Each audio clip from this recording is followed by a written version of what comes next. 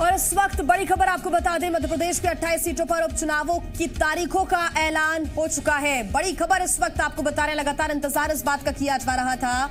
मध्य प्रदेश की 28 सीटों पर उपचुनाव होने हैं, तारीखों का ऐलान हो चुका है। कोरोना की गाइडलाइंस के बीच और सख्ती के साथ, नियमों में बदलाव के साथ चुनाव होने जा रहे हैं। तारीखों का ऐलान हो चुका है। 28 सीटों पर उपचुनाव की तारीखों का ऐलान किया गया है। सुबह से इस बात का इंतजार किया जा रहा था, क्योंकि 4 दिन पहले यानी कि 25 सितंबर को जब बैठक हुई थी, प्रेस कॉन्फ्रेंस की गई थी चुनाव आयोग की तरफ से, तो ये कहा गया था कि 29 सितंबर यानी कि आज के दिन मध्य प्रदेश में जो 28 सीटों पर उपचुनाव होने हैं उनकी तारीखों का ऐलान किया जाएगा।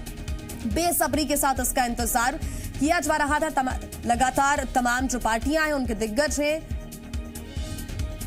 मध्य प्रदेश की 28 सीटों पर उपचुनावों की तारीखों का ऐलान हो चुका है। 3 नवंबर को वोटिंग होगी, 10 नवंबर को नतीजे आएंगे। नवंबर तक का इंतजार करना होगा। 3 नवंबर को वोटिंग होगी, यानी कि अब जो रणनीति है, अब जो प्लानिंग है, दोनों ही पार्टियों की अब इन तारीखों के हिसाब से होगी। हालांकि आचार संहिता के हिसाब से अब कार्य करना होगा। 3 नवंबर को वोटिंग होगी और 10 नवंबर को नतीजे आएंगे। कोरोना की गाइडलाइंस के बीच, तमाम नियमों के बीच कई ऐसे नियम हैं जिनमें बड़ा बदलाव किया गया है, ऐतिहासिक बदलाव किए गए हैं। और इन ऐतिहासिक बदलावों के बीच 3 नवंबर को वोटिंग होगी। तमाम प्रत्याशियों को ये हिदायत दी जाएगी कि किस तरह से उनको अपना नामांकन भरना है, कैसे उनको अब घर घर जाकर प्रचार करना है। ये तमाम गाइडलाइंस का ऐलान ही पहले चुनाव आयोग की तरफ से किया जा चुका है। अब 3 नवंबर को जब वोटिंग होगी तो कैसे मतदाता मत केंद्रों तक पहुंचेंगे, वहां पर भी किस तरह की व्यवस्थाएं होंगी, इसके बारे में पहले ही जानकारी दी जा चुकी है। अब मध्य प्रदेश में जो 28 सीटें हैं जिन पर चुनाव होना है, 3 नवंबर को वोटिंग होगी और 10 नवंबर को नतीजे आएंगे। बड़ा अपडेट, बड़ी खबर आपको बता रहे हैं। 3 नवंबर को वोटिंग होगी, 10 नवंबर को नतीजे आएंगे। बड़ा ऐलान यहां पर कर दिया गया है। तारीखों का इंतजार लगातार प्रत्याशी कर रहे थे, लगातार दिग्गज कर रहे थे, पार्टियां कर रही थी, क्योंकि अब इन्हीं तारीखों के हिसाब से जो अपनी रणनीति है उसको आगे एग्जीक्यूट किया जाएगा। प्लानिंग को एग्जीक्यूट करने की जो तैयारी है वो अब की जाएगी कि किस तरह से अब पूरा जो अक्टूबर है उसका इस्तेमाल करना है पार्टियों को। हालांकि आचार संहिता रहेगी, तो ऐसे में क्या रणनीति रहने वाली है पार्टियों की तरफ से, यह भी देखना होगा। मध्य प्रदेश की 28 सीटों पर उपचुनावों की तारीखों का ऐलान हो चुका है। 3 नवंबर को वोटिंग होगी, 10 नवंबर को ऐतिहासिक नतीजे आएंगे।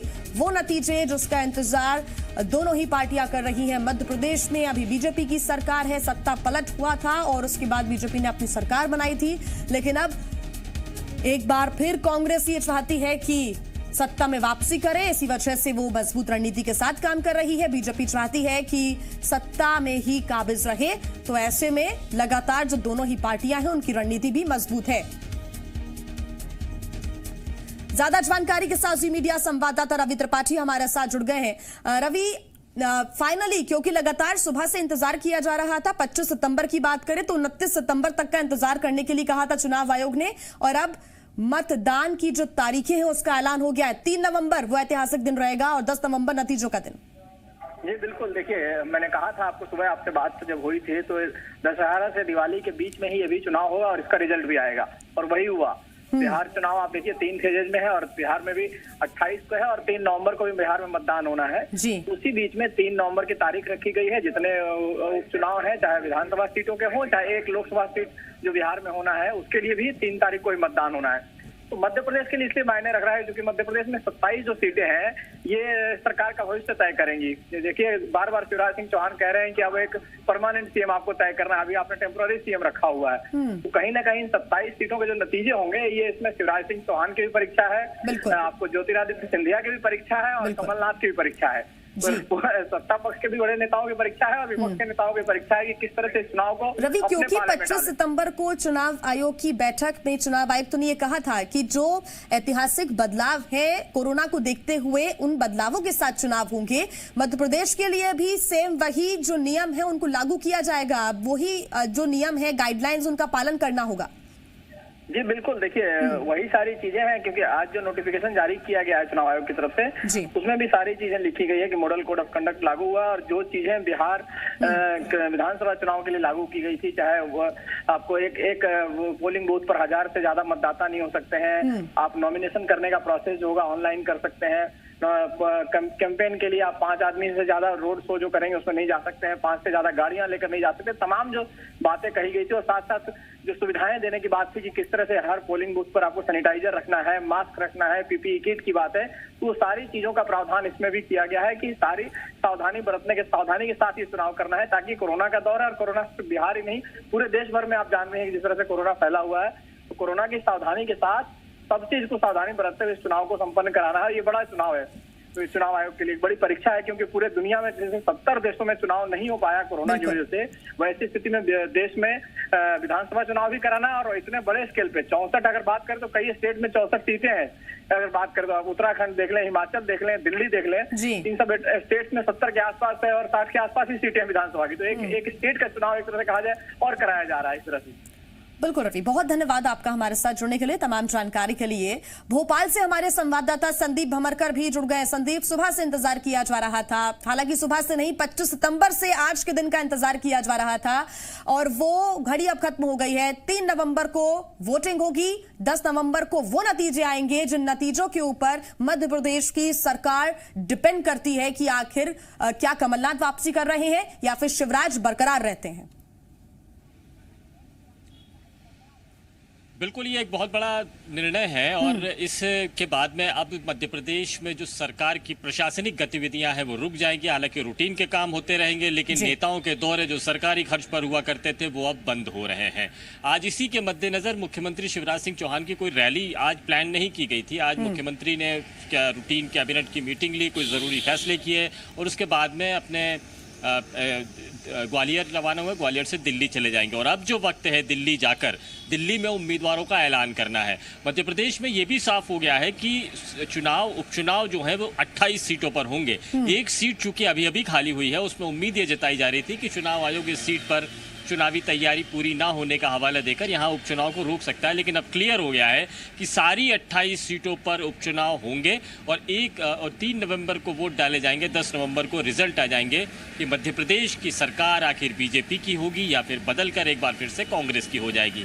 जिन 28 सीटों पर यहाँ इलेक्शन होने हैं उसमें सबसे ज्यादा अहम 16 सीटें हैं। वो 16 सीटें जो ग्वालियर चंबल इलाके में है, इन सभी 16 सीटों पर सिंधिया का प्रभाव है, और ये कहा जाता था कि सिंधिया ने अपने प्रभाव के जरिए इन पर अपनी फतेह हासिल की थी, जिसके जरिए सरकार बनाने में कांग्रेस को आसानी रही थी। लेकिन यही सिंधिया जब कांग्रेस से छिटक कर बीजेपी में आ गए तो फिर कांग्रेस कमज़ोर हुई, सरकार से चली गई। सिंधिया चूंकि बीजेपी में आए, इसलिए सिंधिया की ताकत बीजेपी से जुड़ गई और बीजेपी सरकार में आ गई है। अब यहाँ पर बीजेपी और सिंधिया को अपनी ताकत का एहसास कराना है कि इन 16 सीटों पर क्या सिंधिया का प्रभाव है या फिर कांग्रेस की के सहानुभूति के जरिए सिंधिया ने यहाँ पर जीत हासिल की थी। इनमें कई सारी सीटें अहम और भी हैं जो मालवा इलाके की हैं, कुछ अनूपपुर की एक विधानसभा सीट है, तो इन अलग अलग सीटों पर भी कुछ फैसले होने हैं। लेकिन यहाँ इन सभी पर प्रभाव एक ही है कि क्या कांग्रेस की सरकार में जिन विधायकों की अनदेखी हो रही थी या जिन दलीलों के साथ में वो बीजेपी में शामिल हुए हैं, उन दलीलों को जनता स्वीकार करती है या नकार देती है। यहाँ पर दूसरा पहलू ये भी है, सरकार के तौर पर देखें कि कमलनाथ सरकार अच्छी थी या शिवराज की सरकार अच्छी है, किन सरकारों ने अच्छा काम किया। ये जो उपचुनाव ये भी बताएंगे कि इन दोनों सरकारों में से, इन दोनों ही नेताओं में से किसको ज़्यादा मुफीद जनता मानती है। इन चुनावों में ये भी देखा जाएगा कि जो आरोप कांग्रेस लगा रही है कि धोखेबाजी हुई है, गद्दारी हुई है, कुछ लोगों ने भरोसे के साथ में कांग्रेस के साथ विश्वासघात किया है, क्या वो सारे नेता उन पर विश्वासघात के आरोप साबित होंगे या नहीं होंगे, ये भी जनता की अदालत में क्लियर होने वाला है। मध्य प्रदेश के इतिहास में अभी तक कभी ऐसा नहीं हुआ कि एक साथ 22-24 की तादाद में विधायक एक पार्टी छोड़कर अपनी विपक्षी पार्टी में चले जाएं, ऐसा कभी नहीं हुआ है। नई पार्टी बना ले, नया दल बना ले, ऐसा तो हुआ है। ऐसा माधवराव सिंधिया ने भी किया, उमा भारती ने भी किया, अलग अलग अर्जुन सिंह ने भी ऐसा किया। लेकिन एक पार्टी छोड़कर यानी कांग्रेस छोड़कर बीजेपी में चले गए हों या बीजेपी छोड़कर कांग्रेस में आ गए हों, ऐसा बड़े नेताओं में देखने को नहीं मिला है। और अब चूंकि ऐसा उदाहरण देखने को मिला है और इसीलिए हम परंपरागत सोच के जरिए, परंपरागत विचारों के जरिए इनके रिजल्ट्स को नहीं देख सकते हैं। मध्य प्रदेश की जनता वो है जो विधानसभा में तो कांग्रेस को जिता देती है, लेकिन जब लोकसभा की बारी आती है तो कांग्रेस को 1 सीट देती है 29 में से, और बाकी 28 सीटें बीजेपी को सौंप देती है। तो कांग्रेस हो चाहे बीजेपी, जनता अपना मत साफ रखती है और इसीलिए ये चुनाव जो होंगे, ये उपचुनाव होंगे, ये काफ़ी अहम होंगे। इसमें किसी भी परंपरागत विचारों का, एनालिसिस का आधार नहीं बनाया जा सकता और इसीलिए बिल्कुल फ्रेश, नई तरावट के साथ, नई ताजगी के साथ में होने वाला ये उपचुनाव होगा। ज़मीनी तौर पर जनता के अपने अपने नज़रिए हैं, राजनीतिक दल अपनी बात पहचानने की कोशिश कर रहे हैं। आज से कुछ ये दौर अभी और तेज होने वाला है। अहम ये भी है कि बीजेपी के कैंडिडेट्स लगभग तय है। इनमें से 3 सीटें ऐसी हैं जो निधन की वजह से खाली हुई है। यहाँ पर 2 सीटों पर कांग्रेस ने उम्मीदवार तय कर दिए हैं, 1 सीट पर तय करना है। लेकिन बीजेपी को इन 3 सीटों के अलावा बाकी जो सीटें हैं जहां पर तो ये तमाम फैक्टर्स हैं और इन फैक्टर्स का बहुत ध्यान चुनावों में रखा जा रहा है। संदीप, आप बने रहिए हमारे साथ। शैलेंद्र हमारे साथ जुड़ गए ग्वालियर से और साथ ही रायपुर से सत्य प्रकाश हमारे साथ जुड़े हुए हैं। शैलेंद्र, आपका रुख करेंगे, लेकिन जो छत्तीसगढ़ की एक सीट है मरवाही, वहां पर भी जो तारीखें हैं उनका ऐलान हो चुका है। सत्य प्रकाश, क्या जानकारी है, किस तरह के जो नियम है उनके बीच अब चुनाव होने जा रहा है छत्तीसगढ़ के अंदर?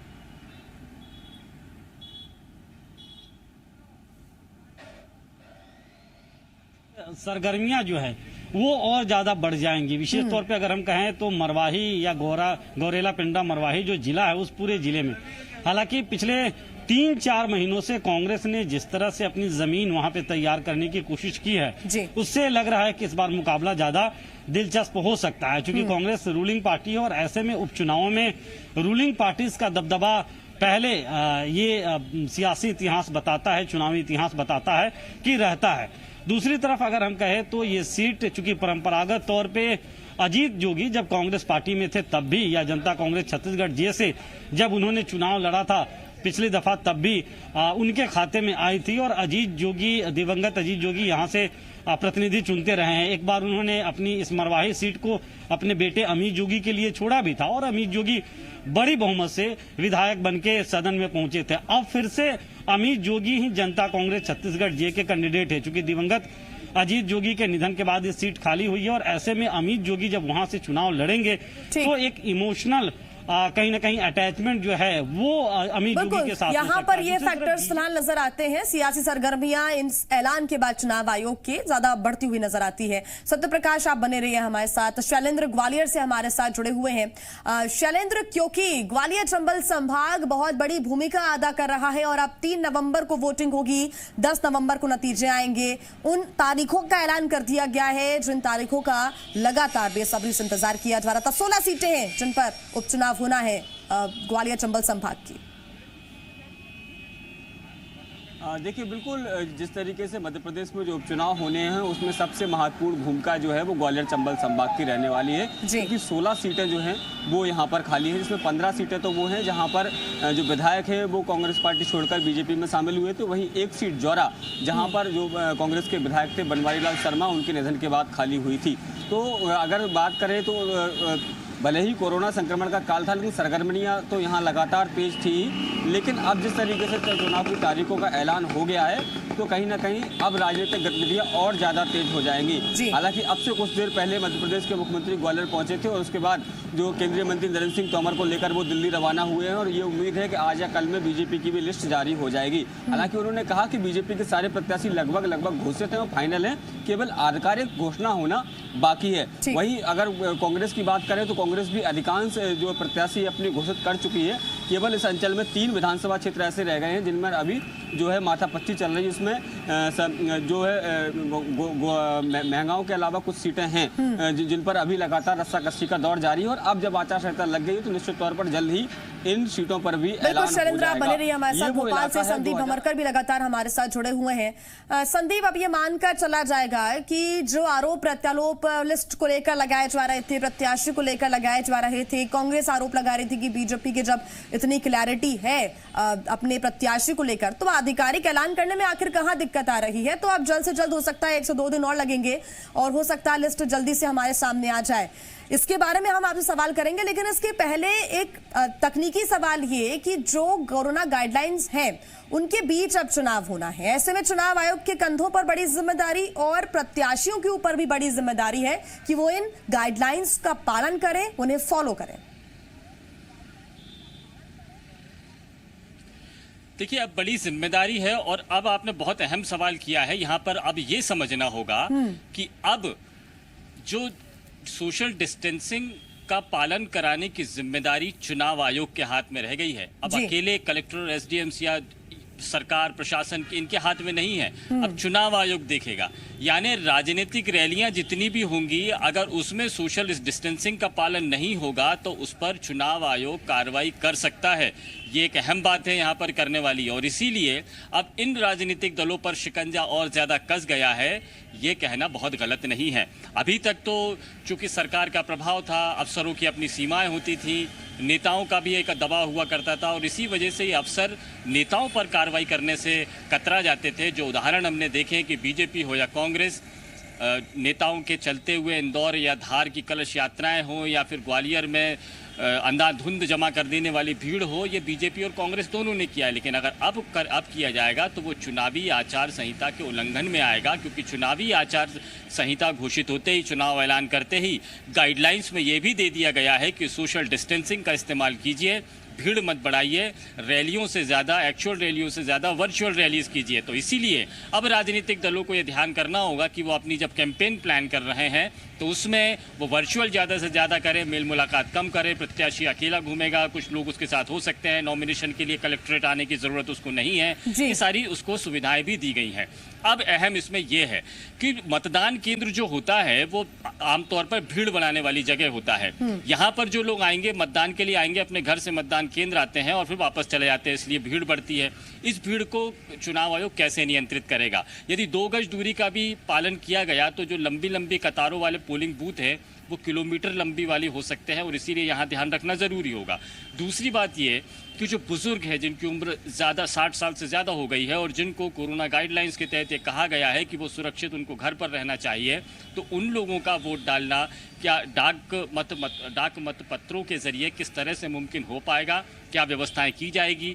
और आमतौर पर देखने में ये आता है कि कोई भी पोलिंग बूथ हो वो 1400, 1500 या 1200 के वोटर्स उसमें होते हैं, लेकिन अब चुनाव आयोग ने यह कह दिया है कि 1000 वोटर्स ही रहेंगे। यानी आप एक स्कूल में यदि 4-5 कमरे लेते हैं जिसमें अलग अलग पोलिंग बूथ होते हैं, तो आपको अब नए कमरे बनाने पड़ेंगे। इसमें पोलिंग बूथ बढ़ाने की समस्या नहीं है। समस्या इस बात की है कि जो नए कमरे बनाए जाएंगे उसमें अमला आप कहाँ से लाएंगे? यानी आपको अतिरिक्त अमला झोंकना पड़ेगा। जो शिक्षक या सरकारी महकमे के लोग हैं वो आपको अलग से लगाने पड़ेंगे, अलग से उनकी ट्रेनिंग करनी पड़ेगी। तो जो प्लान अभी तक किया था उसको एक्सटेंड करना पड़ेगा। भीड़ को कम किस तरह से किया जाए, और यदि वो मतदान केंद्र पर आएंगे तो चूंकि चुनाव आयोग की जिम्मेदारी है, इसीलिए social distancing, proper medical screening, sanitiser का इस्तेमाल, मास्क का इस्तेमाल, ये सब तो सुनिश्चित किया जा सकता है पोलिंग बूथ लेवल पे। लेकिन ये सारे संसाधनों को मुहैया करा पाना, संसाधन जुटा पाना, ये भी काफ़ी चुनौती का काम है। सबसे ज़्यादा चुनौती तो राजनीतिक दलों के लिए है जिनकी ताकत ही भीड़ के एहसास के साथ में होती है। यानी भीड़ नहीं तो वो काहे का नेता, ये कहा जाता है। तो अब वो अपनी ताकत का एहसास कराने के लिए, माहौल बनाने के लिए भीड़ का इस्तेमाल किस तरह से करेगा, एक बहुत बड़ी पाबंदी नेताओं पर लगा दी गई है। संदीप, क्या इस बारे में कोई सर्कुलर अभी तक जारी किया गया है? क्योंकि एक मतदान केंद्र पर सिर्फ 1000 मतदाता ही जा सकते हैं, तो ऐसे में मतदान केंद्र बढ़ाने होंगे, किस तरह से जो स्टाफ होगा वो अपनी ड्यूटी करेगा? क्या इस बारे में अभी सर्कुलर आना बाकी है? क्या इस बारे में जानकारी मिल सकी है कि कितने मतदान केंद्र कहां पर होंगे? और अब जब प्रत्याशी डोर टू डोर भी जाकर लोगों से प्रचार प्रसार करते हैं, उनसे संवाद करते हैं, तो उसके लिए क्या गाइडलाइंस रहेंगी?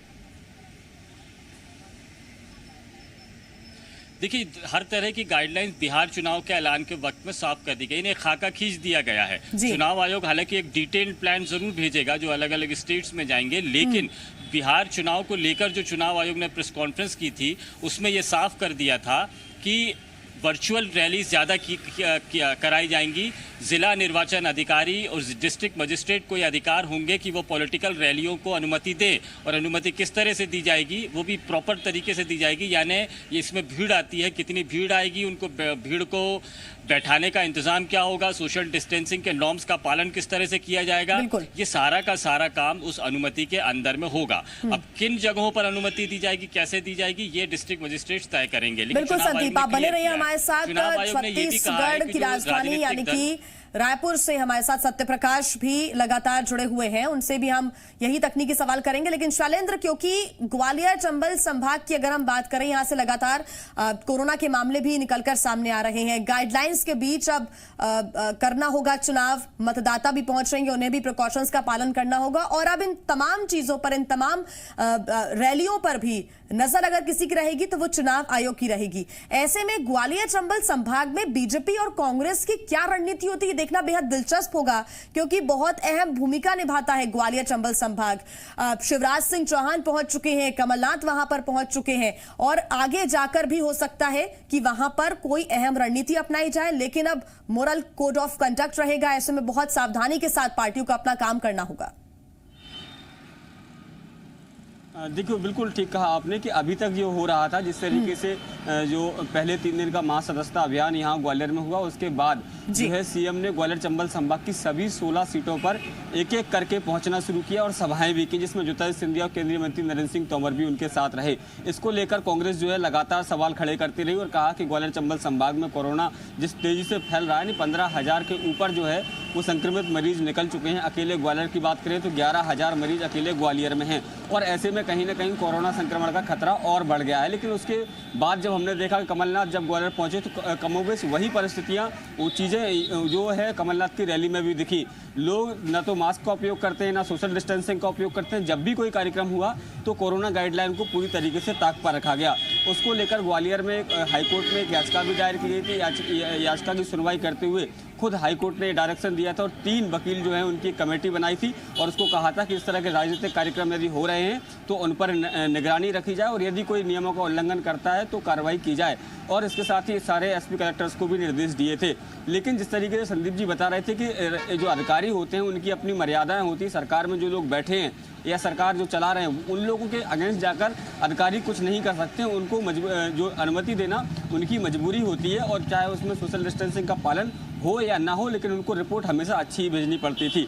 जब आपने बीजेपी के साथ ऐसा किया तो कांग्रेस भी उसी राह पर चल निकली और आपने जो कलेक्टर्स थे उनके द्वारा कोई कार्रवाइयां नहीं की गई। लेकिन अब जिस तरीके से आचार संहिता लागू कर दी गई है, चुनाव आयोग जो है वो पूरी तरीके से इसमें मॉनिटरिंग करेगा। जिस तरीके से पिछले दिनों जो रैलियां हुई, कोविड-19 की गाइडलाइन का उल्लंघन हुआ, उस तरह की चीज़ें अब यहाँ देखने को नहीं मिलेंगी।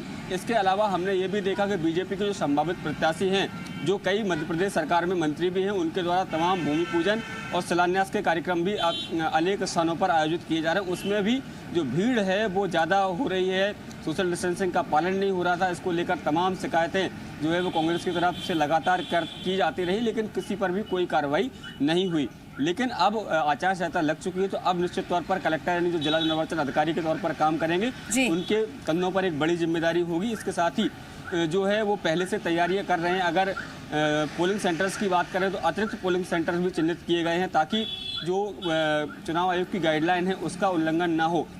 इसके अलावा जो लोग ड्यूटी पर रहेंगे उनको भी जो है वो एहतियात बरतने की हिदायत दिए गए हैं।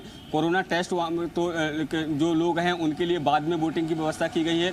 जो लोग भी वहां पहुंचेंगे उनके सैनिटाइजेशन की व्यवस्था, उनकी सोशल डिस्टेंसिंग की व्यवस्था, उनके हैंड वॉश की व्यवस्था और मास्क की व्यवस्था, सारी व्यवस्थाएं हैं वो चुनाव आयोग के द्वारा की गई हैं। जो लोग भी मास्क आदि लगाकर नहीं आएंगे उन्हें मौके पर ही मास्क दिया जाएगा। और इसके अलावा एक टीम जो है वो हर मतदान दल पर जो है वो तैनात रहेगी ताकि यदि किसी की कोई तबीयत बिगड़ती है या किसी में कुछ तरह के कोई सिम्टम्स दिखेंगे तो उसकी जांच वहां हो सके। तो जो एहतियात हैं वो पूरे बरतने के ऐलान जो निर्देश हैं वो चुनाव आयोग दे चुका है। ग्वालियर कलेक्टर की बात करें या दूसरे कलेक्टरों की बात करें, सारे कलेक्टर्स जो है वो निर्वाचन से जुड़ी तमाम बैठकें आयोजित कर चुके हैं। चुनाव आयोग के गाइडलाइन को रिव्यू कर चुके हैं कि किस तरीके से ग्राउंड लेवल पर जब जाएंगे, जब चुनाव में जाएंगे, और आज वो दिन आ गया जब वो चुनाव में जा रहे हैं, तो अब वो सारे जो दिशा निर्देश हैं उन सबका पालन होगा। और उसमें राजनीतिक दल जो हैं वो सबसे ज़्यादा मुश्किल में आने वाले हैं, क्योंकि अब तक तो बेरोक टोक भीड़ हो रही थी, जहाँ जाना है वहाँ जा रहे थे, जितनी रैलियाँ करनी थी, जितने लोगों के साथ करनी थी हो चुकी। लेकिन अब जो है वो उनको सबको एहतियात बरतना होगा और यदि कोई इन नियमों का उल्लंघन करेगा तो निश्चित तौर पर जो चुनाव आयोग है उनके खिलाफ भी सख्त कार्रवाई करने से बिल्कुल। शैलेंद्र, आप बने रहिए हमारे साथ। रायपुर से सत्यप्रकाश लगातार हमारे साथ जुड़े हुए हैं। सत्यप्रकाश, हालांकि मरवाही सिर्फ एक अभी सीट है जिस पर उपचुनाव होने हैं छत्तीसगढ़ के अंदर, यानी कि बहुत ज्यादा जिम्मेदारियां चुनाव आयोग पर रहेंगी या प्रत्याशी पर रहेंगी ये हम नहीं कह सकते, लेकिन यहां पर भी तमाम नियमों का पालन करना होगा। और अब चाहे वो सरकार हो चाहे वो विपक्ष हो, किसी भी प्रकार की कोई घोषणा, किसी भी प्रकार की कोई प्रदर्शन या फिर किसी भी प्रकार की कोई ऐसी रैली जहां पर इन नियमों का उल्लंघन हो रहा हो वो नहीं कर सकता, क्योंकि अब सीधे नजर आएगी चुनाव आयोग की।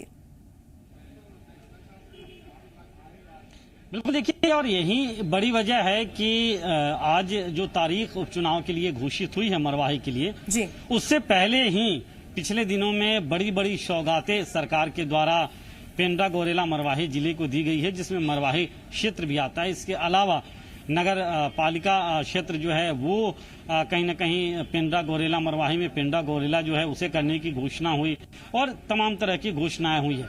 दूसरी तरफ ये जरूर है कि सीट एक ही है जहां पे उपचुनाव होने हैं, लेकिन दिलचस्पी पूरे प्रदेश के लोगों की है, इसलिए क्योंकि वो सीट मरवाही सीट है, वहां से अजीत जोगी विधायक चुनकर आते रहे हैं, इसलिए भी दिलचस्पी, और दिलचस्पी इसलिए भी ज्यादा है क्योंकि इस बार कांग्रेस ने बड़ा कैंपेन वहां पे करके पिछले 3-4 महीनों से ही पहले से ही रखा है। तमाम प्रशिक्षण शिविर चल रहे हैं और पूरा दमखम, पूरा जोर लगा दिया गया है कि इस सीट को तो निकालना ही निकालना है। ये जो एक लंबे वक्त से चला रहा है कि या तो अजीत जोगी या उनके परिवार से ही उस सीट से जीतते रहे हैं, वो मिथक कहीं ना कहीं तोड़ना है या वो हकीकत को कहीं ना कहीं अब तोड़ना है। दूसरी तरफ बीजेपी जो विपक्षी पार्टी है उसने भी जोर आजमाइश करके रखी है, लेकिन देखिए अभी तक कांग्रेस ने और बीजेपी ने अपने पत्ते नहीं खोले कि वहां से प्रत्याशी कौन होगा। हालांकि ये जरूर है कि लोकल स्तर पे, स्थानीय स्तर पे वहां पे राय मशविरा कर लिया गया है वरिष्ठ नेताओं के साथ, साथ ही कार्यकर्ताओं से फीडबैक ले लिया गया है, जो इंटरनल सर्वे होता है वो करा लिया गया है दोनों पार्टियों की ओर से कि आखिर अमित जोगी जब वहां से चुनाव लड़ेंगे, जो एक बड़े पद से वहां से पहले जीत चुके हैं, तो उनके खिलाफ कौन मजबूत कैंडिडेट हो सकता है। तो अभी सियासी दल जो है उस पर ज्यादा, खासतौर पे बीजेपी और कांग्रेस फोकस करके रखे हैं कि अब कैंडिडेट कौन होगा, और कमोबेश मुझे लगता है कि कुछ दिनों में कैंडिडेट के नाम की भी घोषणा हो जाए, जबकि अभी तारीखों की घोषणा हो गई है। वहीं अगर निर्वाचन आयोग की तैयारियों की बात करें तो पिछले दिनों में 2 दिन तक लगातार निर्वाचन आयोग की तरफ से जो जिले के वरिष्ठ अधिकारी हैं उनकी बैठक हुई है और उस बैठक में तमाम इंतजाम को लेकर बातचीत हो गई है। अब फिर से चुनाव तारीखों का जब ऐलान हो गया है तो फिर से बैठकें होंगी और तमाम रूपरेखा बना ली जाएगी। तो पूरी सरगर्मी कहीं ना कहीं सियासी तौर पे भी और तैयारी निर्वाचन आयोग स्तर पे भी देखी जा रही है, भले चुनाव एक ही हो। बिल्कुल सत्यप्रकाश, बने रहिए हमारे साथ आप। और संदीप बबरकर से हम सवाल करेंगे क्योंकि अब बीजेपी के पास कहीं ना कहीं कोई पेच जरूर फंस रहा था संदीप, क्योंकि अभी तक क्लैरिटी के साथ जो नाम है उनका ऐलान नहीं किया गया था। हालांकि आधिकारिक रूप से जिन नामों को सामने आना है इसके बारे में पहले से कयास लगाए जा रहे हैं, लेकिन वो सूची निकलकर सामने नहीं आ रही है। अब 9 अक्टूबर को नामांकन भरना है और ऐसे में इसके पहले ही सूची सामने होगी हमारे, ये हम अब कह सकते हैं, कयास लगा सकते हैं। लेकिन अगर हम बात करें कुछ सीटों की, किन सीटों पर आपको लगता है कि बहुत ज्यादा मंथन हो सकता है, अभी भी बीजेपी को करना पड़ेगा?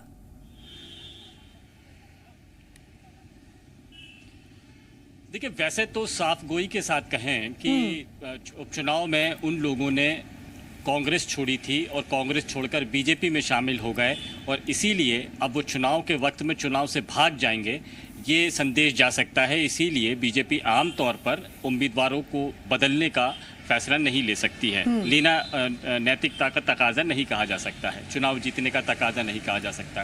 लेकिन कुछ सीटें ऐसी हैं जो कांग्रेस छोड़कर कुछ विधायक आ गए हैं, मसलन प्रद्युम्न सिंह लोधी हैं या फिर नेपानगर की विधायक हो या फिर मानधाता के विधायक हों, जिन्होंने मर्जी से कांग्रेस छोड़ी और ये कहा कि वो बीजेपी में शामिल हो रहे हैं। तो ये 3 सीटें ऐसी हैं जहां ज़रूरी नहीं है कि इन्हीं को कैंडिडेट बनाया जाए। यहाँ से बीजेपी नया कैंडिडेट खड़ा कर सकती है। केवल जो असमंजस है वो इन सीटों को लेकर है कि क्या कैंडिडेट यहीं होंगे या नहीं होंगे। नहीं होने की संभावनाएं ज़्यादा हैं। लेकिन वो विधायक जो कांग्रेस छोड़कर बीजेपी में आए हैं, जैसे प्रद्युम्न सिंह तोमर, इमरती देवी है, बिसाहूलाल सिंह हैं, राज्यवर्धन सिंह दत्तीगांव है, ऐसे बड़े चेहरों को बीजेपी चुनाव मैदान से हटा देगी, ये बहुत नामुमकिन सा लगता है। लेकिन फिर भी कुछ ये देखा जाएगा, मसलन पहली बार के विधायक है जिनका जनता का में विद्रोह हो रहा है, विरोध हो रहा है, जिनके जीतने की संभावना कम है। ऐसी स्थिति में बीजेपी ज़रूर सोच सकती है कि इन प्रत्याशियों को बदल दे, लेकिन उससे पहले उनको सिंधिया की सहमति लेनी होगी, स्थानीय प्रत्याशियों को मनाना होगा और ये काफ़ी मशक्क़त काफ़ी करनी पड़ेगी। लेकिन बीजेपी आखिरी वक्त में अपनी रणनीति बदल दे, ऐसा इस बात से इनकार नहीं किया जा सकता। चुनाव को भी काफ़ी वक्त है। देखिए, नामांकन वापसी की आखिरी तारीख 20 नवंबर है और फिर 20 दिन तो अभी काफ़ी निकल जाने हैं इसमें। और उसके बाद प्रत्याशियों को तैयारी करने के लिए महज 1 हफ्ते का वक्त मिलने वाला है, जिसमें 3 तारीख को वोट डाले जाएंगे। तो 20 तारीख तक अभी काफ़ी गंगा बह चुकी होगी, बहुत सारा पानी बह चुका होगा, इस बीच में कई सारी रणनीति आ चुकी होंगी। लेकिन यहाँ कांग्रेस ने एक स्टैंड साफ रखा कि देखिए, कांग्रेस के सामने मैदान साफ है। जिन इलाकों में विरोध हो सकता था या गुटीय संघर्ष सामने आ सकते थे, टिकट के लिए एक सीट पर कई सारे उम्मीदवार हो सकते थे और उन पर हाथ रखने वाले दूसरे दिग्गज नेता हो सकते थे, तो यहाँ पर हमने ये देखने में आया आमतौर पर कि कमलनाथ के फाइनल करने के बाद में किसी दूसरे नेता ने विरोध नहीं किया है और फिर वो सभी लोग एक साथ काम करने को राजी हुए हैं। अगर इससे पहले जो परिस्थितियां थी कि अगर कमलनाथ खेमा नहीं चाहता है या कमलनाथ खेमा चाहता है तो उसके सामने सिंधिया खेमा खड़ा हो जाता था। अब सिंधिया खेमा नहीं है, इसीलिए प्रत्याशी चयन में कांग्रेस को उतनी दिक्कत नहीं आ रही और इसीलिए चुनाव के ऐलान के पहले ही 28 में से 24 प्रत्याशी घोषित कर दिए कांग्रेस ने। तो कांग्रेस के सामने स्थिति साफ थी, इसलिए पहले घोषित हो गए हैं। लेकिन बीजेपी अपने पत्ते बचा के रखना चाहती है। शायद कोई ब्रह्मास्त्र जरूर है, कोई तुरुप का इक्का इसके अलावा जरूर हो सकता है, जो आमतौर पर राजनीतिक दल आखिरी वक्त में अपने मैदान में उतारते हैं। लेकिन फिर भी ये कहा जा सकता है कि बड़े चेहरों को बदलने की उम्मीद कम है। जो पहली बार के कमतर विधायक है, जिनकी परफॉर्मेंस कमजोर रही है, उनके मामले में जरूर कुछ सोचा जा सकता है। तो इन परिस्थितियों पर विचार करके ही बीजेपी। संदीप, सवाल यही था कि आखिर बीजेपी किस बात का इंतजार कर रही है, लेकिन अब हो सकता है कि वो इंतजार जल्द खत्म होगा। कांग्रेस के भी जो 4 बचे हुए अभी प्रत्याशी हैं, जो 4 बची हुई सीटें हैं, उनको लेकर भी जल्द ऐलान किया जाएगा प्रत्याशियों का। फिलहाल मध्य प्रदेश के अंदर उपचुनावों की तारीखों का ऐलान हो चुका है। 3 नवंबर को वोटिंग होगी और 10 नवंबर को रिजल्ट आएगा। इस पर लगातार अपडेट्स आपको हम दे रहे हैं, हमारे संवाददाता भी लगातार हमारे साथ जुड़े हुए हैं। एक छोटे से ब्रेक के लिए